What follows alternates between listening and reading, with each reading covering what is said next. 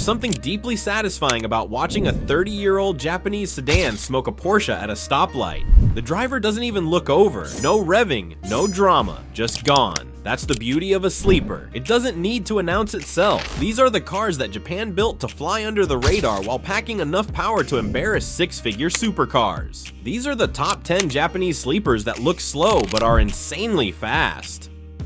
Number 10. Nissan Cefiro A31. You're looking at what appears to be a Japanese taxi-spec sedan from 1988. 4 doors, conservative lines, the kind of car a salaryman would drive to the office without a second thought. This is the Nissan Cefiro A31, and on paper, it's forgettable. But here's what Nissan didn't advertise. This thing shares its DNA with the R34 Skyline GT-R, same platform, same engineering philosophy, just wrapped in a suit instead of a track suit. The Cefiro came with Nissan's RB-20 engine, a 2-liter inline-6 with a turbocharger pushing out around 215 horsepower in factory trim. Not earth-shattering, but in a lightweight sedan that nobody expects to move, it's enough to surprise. 0 to 60 in about 6.5 seconds. Respectable for the late 80s, especially when it's coming from a car that looks like it should be picking up fares at Narita Airport. But the real story isn't the factory spec, it's what this car became in the hands of people who understood what they had. The RB-20 responded to modifications the same way its bigger RB-26 brother did. Boost it, tune it, and suddenly your boring sedan is running with sports cars that cost 3 times as much.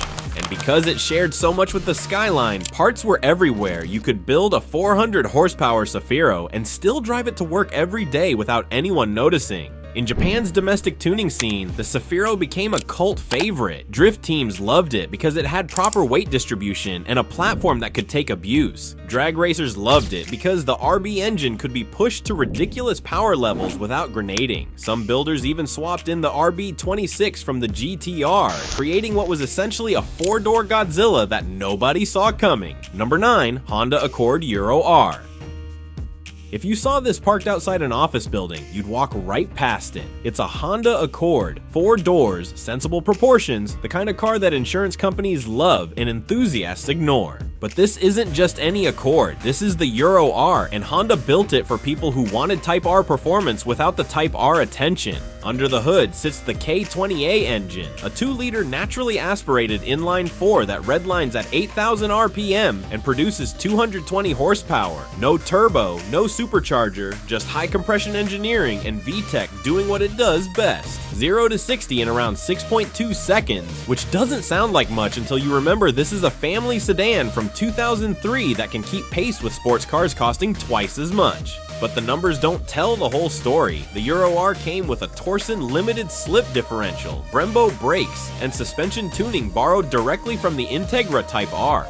Honda didn't just drop a hot engine in a boring shell. They built a proper driver's car and disguised it as transportation. The steering was direct, the chassis was balanced, and the gearbox was the same close ratio 6-speed manual that made the Civic Type R legendary. This was Honda's sleeper masterpiece. It looked like something a middle manager would lease, but it drove like something a track day addict would buy. No wing, no vents, no aggressive body kit, just clean lines and a red Honda badge. And when VTEC kicked in at 5,800 RPM, it didn't announce itself with pops and bangs, it just pulled smooth and relentless, all the way to redline. The Accord Euro R never made it to North America, which means most people don't even know it exists, and that's exactly what makes it dangerous. Number 8. Mitsubishi Galant VR-4.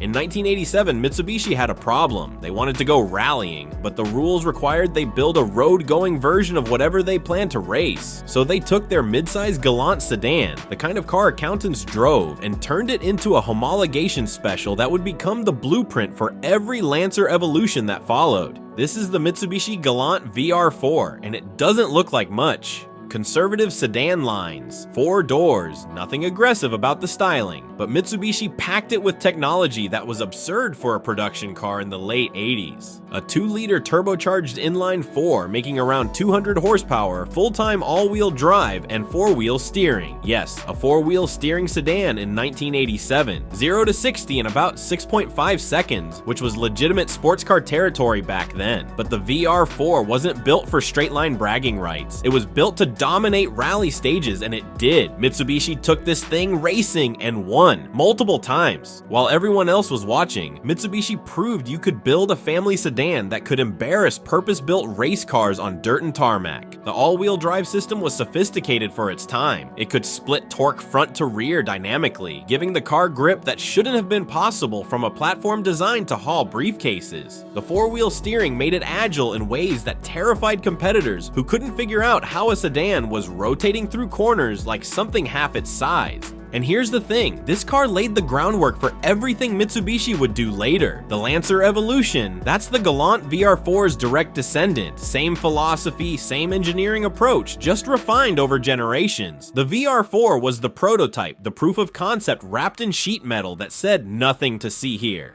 Number 7. Mazda 6 MPS, aka Mazda Speed 6. The mid-2000s were an interesting time for performance sedans. Everyone was watching Subaru and Mitsubishi battle it out with their rally-bred monsters. BMW was charging premium prices for the M3, and then Mazda showed up with this, a mid-size family sedan that nobody asked for and even fewer people noticed. This is the Mazda 6 MPS, called the Mazda Speed 6 in North America, and it's one of the most underrated sleepers Japan ever built. Under the hood sits a 2.3-liter turbocharged inline 4 producing 274 horsepower and 280 pound-feet of torque. That power goes through a 6-speed manual to an all-wheel drive system borrowed from the Ford Focus RS development program.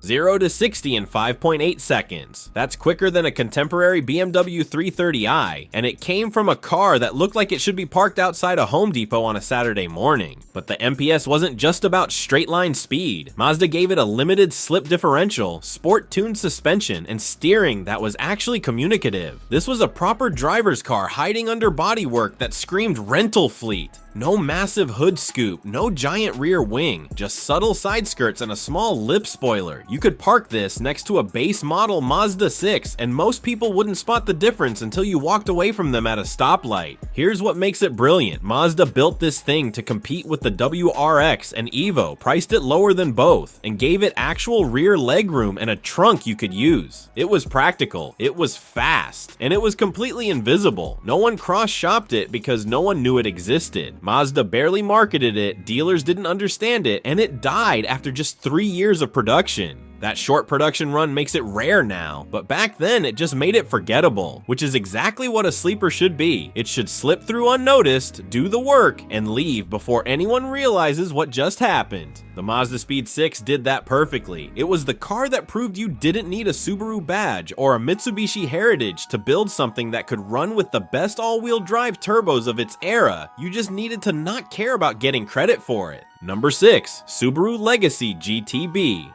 Subaru has a reputation problem. When people think Subaru performance, they think WRX, they think STI, they think hood scoops and rally blue paint. But while everyone was watching the Impreza get all the attention, Subaru was building something far more sinister in the shadows. This is the Legacy GTB, specifically the twin-turbo variant, and it's the car Subaru built for people who wanted STI performance without looking like they just left a vape shop parking lot. The 4th generation Legacy GTB came with Subaru's EJ20 Flat-4 engine fitted with twin sequential turbochargers. The system was brilliant, a small turbo for low-end response, then a larger turbo kicked in at higher RPMs for top-end power. Total output around 280 horsepower, limited by Japan's gentleman's agreement. Real-world power closer to 300. All of it sent through Subaru's symmetrical all-wheel drive system that had been embarrassing more expensive cars for decades. 0 to 60 in about 5.5 seconds in a wagon or a sedan, depending on which body style you preferred. Either way, you were piloting something that could keep pace with a Porsche Boxster while carrying a family of 5 and their luggage. The twin turbo setup meant there was no lag, no waiting, just smooth, relentless acceleration that didn't announce itself with pops and crackles. It just pulled. Subaru gave the GTB the full treatment. Bilstein suspension, Brembo brakes, a 6-speed manual transmission that could handle the torque, and a limited slip differential. This wasn't a parts bin special. This was a properly engineered performance car that happened to have 4 doors and enough cargo space for a Costco run. The interior was subdued. Cloth seats, minimal branding, nothing that screamed performance. performance. You sat down, turned the key, and it felt like a normal Subaru until you touched the throttle. And that twin-turbo system, it became legendary among tuners. The engine responded to modifications the same way the STIs did, but without the tax of driving something that looked like a boy racer's wet dream. You could build 400 horsepower, tint the windows, and nobody would ever know what you had. That's the ultimate sleeper move. Number 5, Toyota Crown Athlete V. Japan has a word, Kan Morikai Zoku, Crown Pirates. It refers to a specific subset of street racers who took Toyota's executive sedan and turned it into something the boardroom never intended. This is the Toyota Crown Athlete V, and it's hiding one of the most legendary engines ever built under a hood designed for corporate respectability. The Crown has been Toyota's flagship sedan since 1955. It's what company presidents drive. It's what gets chauffeured to important meetings. It's leather, wood trim, and quiet dignity. But in the late 90s and early 2000s, Toyota offered a version called the Athlete V, and they dropped in the 2JZ, the same twin-turbocharged inline-six that made the Supra a legend. 280 horsepower from the factory, rear-wheel drive, and wrapped in a body that looked like it should be discussing quarterly earnings, not quarter-mile times. 0 to 60 in around 5.6 seconds. That's super performance in a car that weighs 200 kilograms more and has 4 doors. But the numbers aren't the point. The point is what's possible. The 2JZ is one of the most tunable engines ever mass-produced. Stock internals can handle 500 horsepower without breaking a sweat. Build the bottom end and you're looking at 4-figure power in a sedan that looks like it belongs in a hotel valet line. Toyota knew what they were doing. They gave the Athlete V upgraded brakes, sport suspension, and a limited slip differential. This wasn't just an engine swap, it was a complete package designed to perform while maintaining the Crown's luxury credentials. Heated seats, climate control, premium sound system. You could be doing 150 miles per hour and your passenger wouldn't spill their coffee. The Crown Pirates understood this. They saw the potential in a platform that nobody was watching. While cops were pulling over modified Silvias and Skylines, the Crown slipped past unnoticed. It became the weapon of choice for highway runners who needed speed and stealth. No loud exhaust, no flashy wheels, just a sedan that could walk away from supercars and then park at a 5-star restaurant without raising an eyebrow. This is what makes the Crown Athlete V special. It's not trying to be a sports car. It's not pretending to be something it's not. It's a luxury sedan that happens to have one of the greatest engines ever built, and it wears that contradiction like a perfectly tailored suit. Understated, overpowered, and completely unbothered by what anyone thinks. Number 4, Nissan Stagea 260 RS. Picture this. You need to pick up your kids from school, swing by the grocery store, and maybe haul some furniture from IKEA. Then, on the way home, you spot a Porsche 911 at a red light and decide to ruin someone's day. This is the Nissan Stagea 260 RS, and it's what happens when Nissan takes the heart of a Skyline GT-R and transplants it into a station wagon. Under that sensible wagon body sits the RB-26, the same 2.6-liter twin-turbocharged inline-six that made the R34 GT-R a legend. 280 horsepower from the factory, but that's just what Nissan claimed to stay within Japan's gentleman's agreement. Real output was closer to 330, all of it channeled through the Atessa ETS all-wheel drive system, the same sophisticated setup that made Godzilla untouchable on racetracks around the world. 0 to 60 in 5.4 seconds, in a wagon, with a roof rack. The Stagea 260 RS wasn't a parts bin project. Nissan gave it the full GT-R treatment. Brembo brakes, sport suspension, a rear-mounted limited slip differential, and a body stiffened to handle the power. They built 2,500 of them, each one a proper performance wagon that could embarrass dedicated sports cars and then haul a week's worth of groceries without complaint. The interior was pure late 90s Nissan, nothing fancy, nothing that screamed performance, just straightforward gauges, supportive seats, and acres of cargo space behind the rear seats. You could fold those seats down and fit a full-size refrigerator back there, or racing slicks. The Stagea didn't judge, it just worked. The tuning community understood immediately. The RB-26 responds to modifications the same way it does in the GT-R. Bigger turbos, fuel system upgrades, ECU tuning, and you're looking at 500, 600, 700 horsepower in a wagon. There are Stages running around Japan with 4-figure power, dropping their kids at school on Monday and running 9-second quarter miles on Sunday. Number 3, Toyota Aristo V 300 Vertex Edition. There's a certain type of person who doesn't need to advertise what they have. They show up quiet quietly, handle business, and leave before anyone realizes what happened. The Toyota Aristo V300 Vertex Edition was built for those people. This is the Supra's older brother who went to law school, got successful, and never forgot how to move when it mattered. The Aristo started life as Toyota's executive sedan, sold as the Lexus GS in other markets. Luxury first, performance second, but the V300 Vertex Edition flipped that script. Under the hood sat the same two JZ GTE twin turbocharged inline-6 from the Supra. 280 horsepower claimed, closer to 320 in reality, but unlike the Supra, this power went to the rear wheels through a 4-speed automatic transmission. No manual option, no sport mode selector, just smooth, effortless acceleration wrapped in leather and wood grain. 0 to 60 in 5.5 seconds. That's proper sports car pace delivered with the urgency of a golf swing. The Aristo didn't rush. It didn't need to. You pressed the throttle and it just went. Turbo spooling up with barely a whisper, delivering power so smoothly you'd check the speedometer and realize you were doing 120 without meaning to. This was a car built for the expressway, for covering distance without drama. Toyota equipped the V300 Vertex with a factory body kit, aggressive for its time but subtle by modern standards. Lower side skirts, a modest rear spoiler, nothing that screamed for attention. The wheels were 17-inch alloys that looked expensive but understated. Inside, it was full luxury spec, climate-controlled seats, premium audio, enough legroom in the back to conduct meetings. This was a car for people who could afford a Supra but chose sophistication instead. The Vertex Edition went further. Toyota added a limited slip differential, upgraded the suspension, and fitted larger brakes. They knew what they'd created, a luxury sedan with the mechanical foundation to embarrass dedicated performance cars. Number 2, Mitsubishi Lancer Evolution Wagon.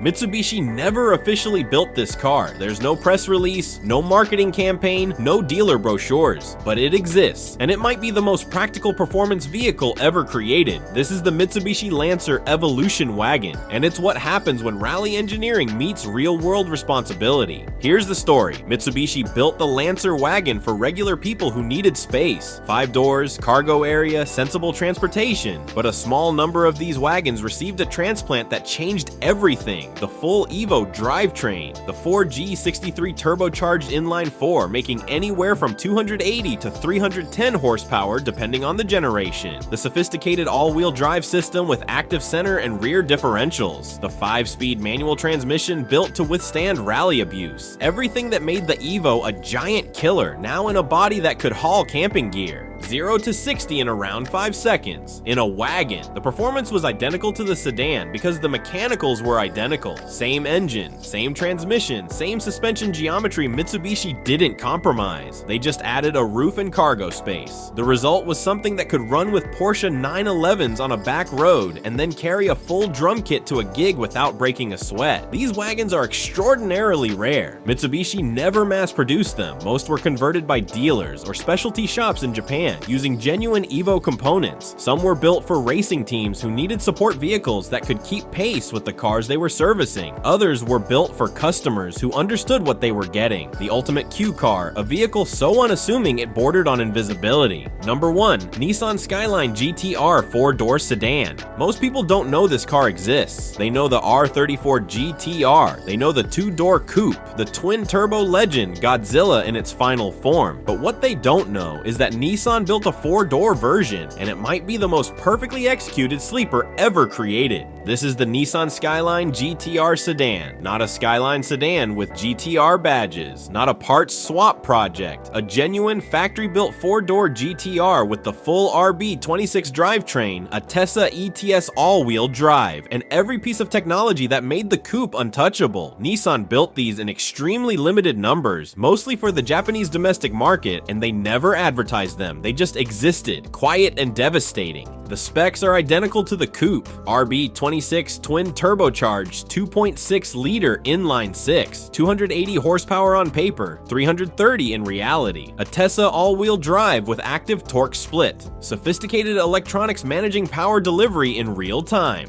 0 to 60 in 4.8 seconds. The same numbers as the legendary two-door, but now with rear doors and a proper back seat. This wasn't a compromise. This was the GT-R for people who needed 4 doors but refused to give up anything. Nissan didn't change the suspension, they didn't soften the ride or dull the steering. The 4-door GT-R drove exactly like the coupe because it was engineered exactly like the coupe, same multi-link rear suspension, same Brembo brakes, same tire widths. The only difference was the body style, and that difference made it invisible. The 2-door GT-R attracted attention everywhere it went. The sedan blended in. It looked like a slightly sporty Skyline, the kind of car a young professional might drive. Nothing about it screamed performance until you heard the turbos spool.